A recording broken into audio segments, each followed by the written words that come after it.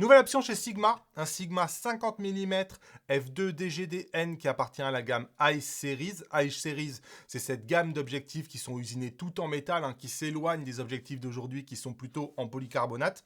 Donc ici, il faut aller le voir en magasin parce qu'il faut s'en rendre compte quand on l'a en main, c'est vraiment une belle pièce, c'est un bel objectif. Ici, on a tout ce qu'il faut sur un objectif haut de gamme. Donc évidemment, on a la bague d'ouverture, on a le switch AF-MF, une bague de mise au point qui va bien. Et on a la possibilité de mettre des bouchons magnétiques ici sur le devant, des bouchons qui sont aussi en métal. Et ça va avec ce côté bel objet que propose Sigma avec cette iSeries. Un œil sur la fiche de spec, F2 à F22, 9 lamelles, autofocus, pas stabilisé, 11 éléments répartis en 9 groupes, résistants à la poussière et à l'humidité. Des filtres d'un diamètre de 58 mm, je l'ai mis en orange parce que c'est pas une taille courante de filtre. En termes de taille, alors il est relativement compact, mais il n'est pas non plus très compact. En fait, il faut bien comprendre que habituellement, la plupart du temps, hein, les 50 mm f1.8 que proposent les constructeurs, les Nifty 50 en fait, hein, c'est généralement des objectifs qui sont très bas de gamme, très entrée de gamme. Et en fait, Sigma a voulu se démarquer. Ici, il ne propose pas un 50 mm 1.8 qui est du bas de gamme. Il propose quelque chose qui est une solution haut de gamme et qui prétend vous proposer, si vous aimez cette focale 50 mm, une option plus compacte que les objectifs qui sont avec des ouvertures 1.4, mais sans faire de compromis, vous allez voir sur les résultats, donc en termes d'optique, sans faire de compromis comme le font un 50 mm 1.8, mais avec un prix d'un objectif qui est plutôt haut de gamme. 350 grammes, il fait la mise au point à 45 cm, rapport de grossissement 0,15, rien de spécial à signaler, c'est assez classique, prix 699 €. En termes de concurrence en monture Sony, on pense tout de suite au Viltrox 50 mm f1.8, mais moi je trouve que ce Viltrox, il a un piqué qui est assez bof. On est aussi sur un objectif qui est finalement plus gros que celui de chez Sigma. Là où le Viltrox a l'avantage, c'est évidemment le prix, hein, 379 €. Mais je trouve que ce Viltrox, il a plutôt une prétention moyen bas de gamme. Donc c'est pas vraiment pareil. C'est pareil, hein, Sony n'a pas vraiment de 50 mm 1.8. Le seul qu'ils ont, il est très très ancien et le piqué est vraiment bof bof. Par contre, effectivement, il est plus compact, il fait que 186 grammes seulement. Et là, pour le coup, on est vraiment dans la philosophie bas de gamme, 219 €. C'est vraiment des objectifs qui ont des philosophies très différentes. Finalement, j'ai envie de dire le compétiteur le plus sérieux, il viendrait probablement de Samyang avec le 50 mm f1.4 Mark II, qui lui a un piqué qui est excellent. En termes de prix, il est même quelques euros moins cher que le Sigma puisqu'il est à 659 € seulement pour du 1.4. Hein. Donc mieux que le Sigma qui est en F2. Mais par contre, on va être un peu plus lourd. Vous voyez, 420 grammes et on va être aussi beaucoup plus gros puisqu'on est à sa 89 mm de long. Là où celui-là fait 68, donc c'est vraiment beaucoup plus gros. C'est un 1.4 malgré tout. Et en L-mount, c'est chez Panasonic directement qu'on va trouver le concurrent le plus proche, le Panasonic 50 mm f1.8, qui est un très bon objectif et qui coûte moins cher puisque 699 € pour le Sigma, 449 € pour le Panasonic.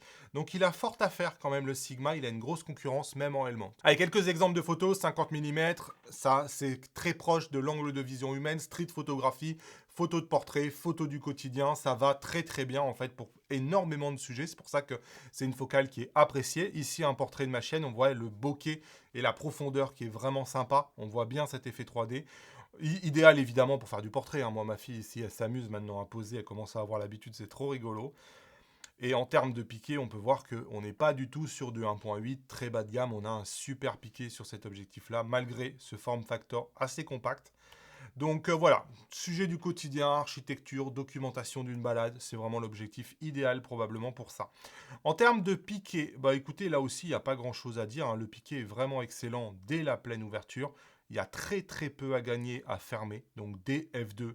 On est vraiment au top. Et quand vous regardez même sur les côtés, franchement, l'homogénéité était plutôt pas mal.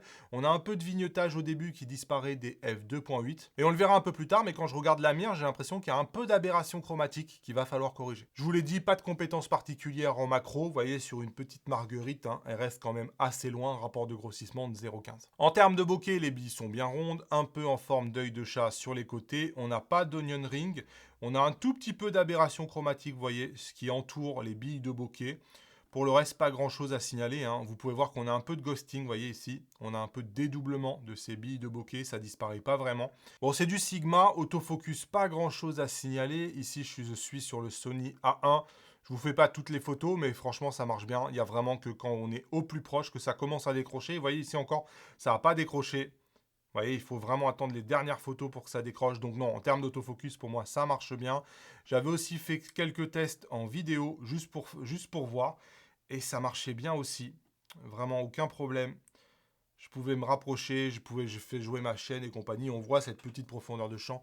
Et ce joli bokeh qui fonctionne bien, donc pas de problème, ça détecte bien. Par contre, sur cet objectif, le briefing est vraiment énorme. Donc on a un focus breathing qui est quand même assez important. Un peu de vignettage à pleine ouverture, rien de particulier, ça disparaît dès f2.8, donc pas de sujet. Un peu de flair sur cet objectif, en tout cas un peu plus que sur le 17 mm que j'avais en même temps. Voyez, on a ces billes de flair qu'on peut avoir par moment lorsque le soleil est dans le cadre.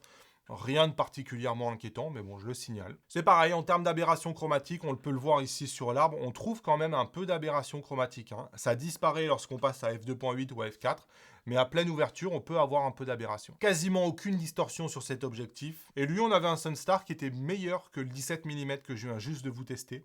En fait, cet objectif, il est fait pour quelqu'un qui veut pas un gros 50 mm 1.4, mais qui veut pas non plus faire de compromis sur la qualité de l'objectif.